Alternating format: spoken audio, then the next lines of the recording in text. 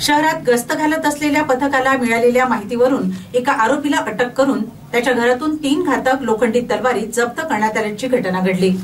या प्रकरणी शहर पोलिसांनी गुन्हा दाखल केलाय। प्रवीण बंडू पवार राहणार आंबेडकर नगर पाटीपुरा असे अटक करण्यात आलेल्या आरोपीचे नाव आहे।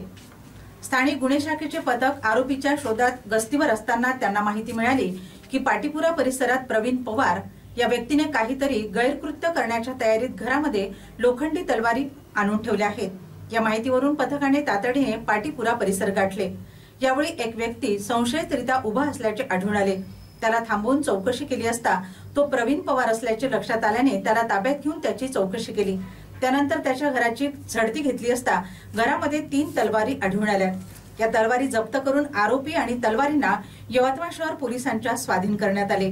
या ठिकाणी योगेश गटलेवार यांनी दिलेल्या तक्रारीवरून आरोपी विरुद्ध गुन्हा दाखल करण्यात आलाय। ही कारवाई पोलीस अधीक्षक डॉक्टर पवन बनसोड, अपर पोलीस अधीक्षक पियुष जगताप, स्थानिक गुन्हे शाखेचे पोलीस निरीक्षक धानोबा देवकते यांच्या मार्गदर्शनात सहाय्यक पोलीस निरीक्षक सुगंध पुणके, कर्मचारी योगेश गटलेवार, विनोद राठोड, प्रशांत हेडाऊ, कविश पाळेकर, आकाश सहारे, मुस्ताक शेख यांच्या पथकाने पार पाडली।